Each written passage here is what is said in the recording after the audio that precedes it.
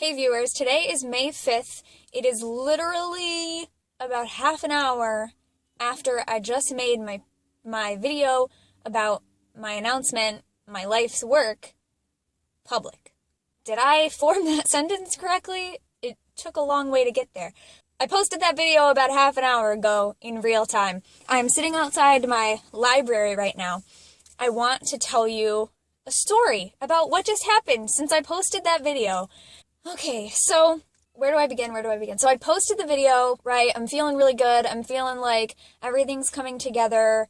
The things that I posted about this on Facebook, the messages that I get from the universe that tend to tell me that I'm on the right track, right? Part of them is seeing repeating numbers like the time 1111, but also any number, whether it's the time on the clock or the number of tips that I got that day when I was still working for tips, the numbers on someone's license plate, the tarot card that I draw, like just repeating numbers in general.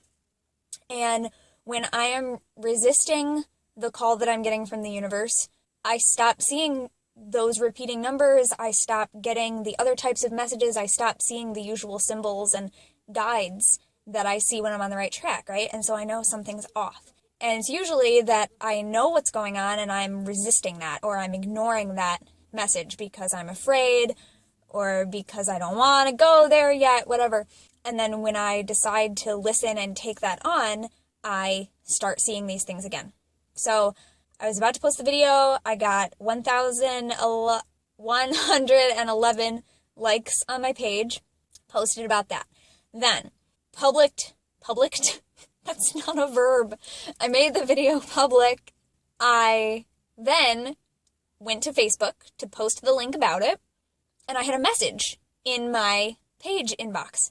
And I read it, naturally, and it was a message from someone who had seen my post on a reclaiming email list for my local area. And this person's not in my local area because the email list is actually for a multi-state area, but it's an email list that has not been used a lot over the years at all, and I'm trying to get to know community in my area, you know? So I joined the list just so that I could post saying, hey, this list isn't used very often. If you happen to come here like me and find no one posting, instead of just giving up thinking we're not there, email me. And I got a message on my page. This person looked me up on my page and said, hey, I saw your message. I'm not in your state, but I love what you're doing. I checked out your YouTube channel. You're really awesome. Thank you. And it was just really cool. I was like, okay. So right after I posted that video, I had this validation of something else that I'm trying to do in my life, right? Which is develop community. And then as I'm responding to her message, I overhear the reference librarian behind me talking to someone on the phone about the book Encyclopedia of Witchcraft, whatever. I'm only hearing part of it as I'm typing. And she's saying that this book has only been taken out, sorry, I'm checking how long it's been. I thought it said it's been 8 minutes. It's been 3 minutes. Whew. Anyway, she said this book has only been checked out 3 times in the past 10 years. And the cover's kind of beat up because it's a paperback and it's really big. So when you shelve it, it gets kind of beat up. And they're trying to think, should we keep these books or should we not keep them? So she's on the phone, so I don't want to interrupt her, but I wait till she's off the phone, and I went over to her, and I said, excuse me, I don't mean to interrupt your work, but I was just wondering, is that Raven Grimassi's Encyclopedia of Wicca and Witchcraft that you were talking about? And she said, oh, I don't remember, let me go see. So she goes and she pulls it out, and it's Rosemary Ellen Guiley's Encyclopedia of Witches and Witchcraft, which I am not super familiar with, but I've seen around. And I said, oh, okay, I was going to say if it's Raven Grimassi's, I really recommend it as a resource, and I was going to recommend that you keep it.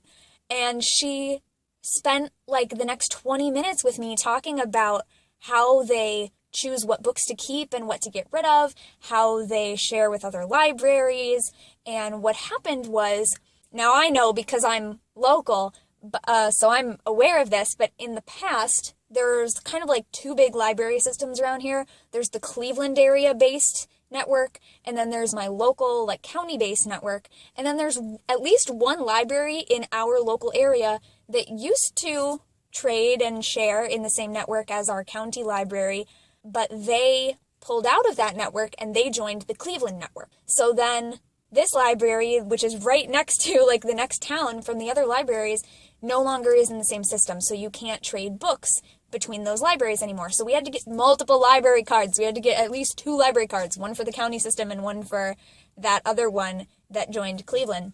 And it was a pain in the butt for a lot of people. Like, it was so silly. And she's telling me, she's like, oh man, it's caused a bunch of problems with the people who like to come in and borrow DVDs because we've changed the amount of time that they can borrow them, and they're really upset that they can't. Whoa, like library drama. It was really interesting. But anyway, so she's telling me that what happened was during the system change, there's a lot of old books, some of which are just, one of them happened to be this witchcraft book. They're really old. They're not in the system. All of the system, like, information for it is on paper, and it's all out of whack because it was numbered differently in the old system. So what they're doing is going through and seeing, is this book worth redoing all of that information for, or is it somewhere else within the library system that we don't have to keep this copy of it because some of our sibling libraries have it, you know? So she's explaining to me the whole process, which is much more than I asked for. She was very kind. So I started telling her, like, you know, hey, I understand that. And I said, you know, I want to tell you, I am very involved in the local pagan community. I live in this town, and I do tend to look and see what the different libraries have in the way of information about these subjects. And a lot of the times, the books that we have are either not the best. Number one, there's not a lot of them. They're not the best. And a lot of the time when you go to that section, a lot of the books that we do have in this area, being a heavily Christian area, they're by Christian authors denouncing witchcraft. And that's not the kind of thing that people, I told her, people come to me asking me for resources and where can they find resources, and I recommend the library. But libraries don't always have that great of information. And she said, well, they can always check the library system because if we don't have it, other libraries in the system may have it. And I said, that is very true. So I will give people titles and they can go and look that up. But I filled her in. One of the things that I think is an issue for people, and you all can tell me if this is true for you or not, I just kind of imagined, maybe, something that's really helpful is being able to just walk into a library, take a book off the shelf, and sit there and read it to yourself. Especially if you're someone who doesn't live alone. You may not want to check that book out and take it home. You definitely don't want to have to ask somebody and wait for it for 3 days or whatever. It's just difficult sometimes. You don't want to have to go through someone else. Or I told her some people, maybe some of my younger viewers going to the library, may feel uncomfortable going up to a librarian and asking for a book about witchcraft because they may feel that they'll be judged or anything like that. And she was so understanding, and she said, you know, I understand why that might be a problem, and I just say I would hope that any librarian, any staff member that they would approach, no matter what their personal view would be non-judgmental and would help them. And she then went on to tell me that she is a pastor's wife. And there was a child who came up to her, I don't know how long ago, but she said, there was a kid who came up to me, and there are some books in our kids section. In the kids religion section, let me tell you, there's like this many books about Christianity, this many books about Judaism, this many books about other stuff, this many books about all world religions, and then there's like books about ghosts and UFOs. They're like right next to them, I don't know why.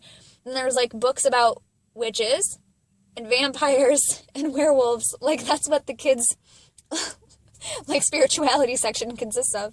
And I told her that, and I said, that's so funny. But anyway, she said this kid came up to her with one of the kids' books about witchcraft. And they came up to her and they said, I don't think you should have this book in this library. And she told them that this is a public library and it is their job to provide resources for all kinds of people, because not everybody who comes into the public library has the same beliefs. And she said she asked this child, I don't know how old they were. She told me she asked this child, do you think that we should get rid of all of the Christian books that we have too? Because those are a very specific belief system too, and not everybody believes that. Like, whoa, this lady, unexpected allies, or what? You know? I was almost afraid to go up and talk to her, and she was just so helpful. Like I said, she gave me all this information. She reassured me to reassure you. She said, tell the people who ask you to please feel free to ask someone at the library, because it is their job to help you. and she sincerely hopes that they would not ever have a problem. Even if they personally, they wouldn't let that get in the way of helping you and doing their job. So I encourage you to, if you go to the library, you can often get on the computer and look up the books that may be available and find out if they're in the system. And sometimes you can just do it online. Sometimes you don't even have to talk to the librarian. Sometimes you can just come pick it up and they'll send you an email or they'll call you to come pick it up. So you do eventually have to talk to someone face to face. And I know for some people that alone is difficult, but if you can do it, I encourage you to ask someone for help in that regard. And at the end of this all, I was then telling her, that I don't think all of the books that we have are the best, etc., etc.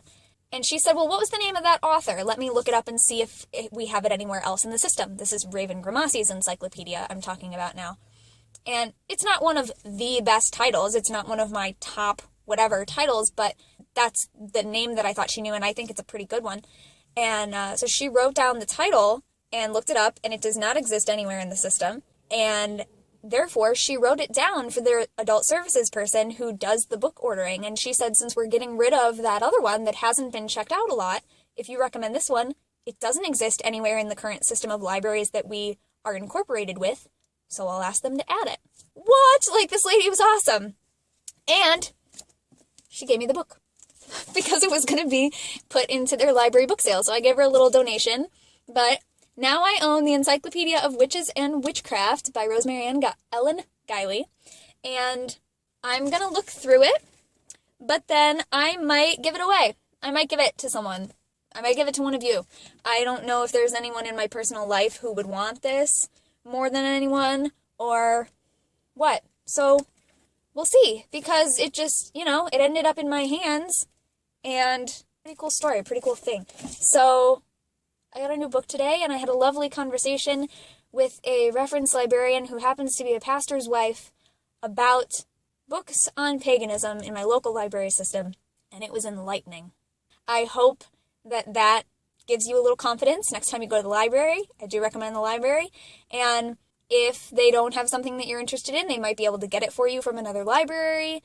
And if it's not within the library system, they might be able to order it.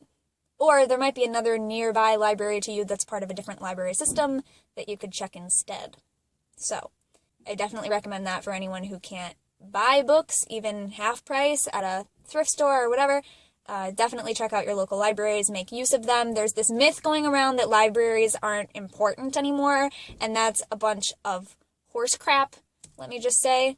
So make use of your local libraries, be nice to your librarians, and until I see you next time, don't forget to be awesome, blessed be, and goodbye.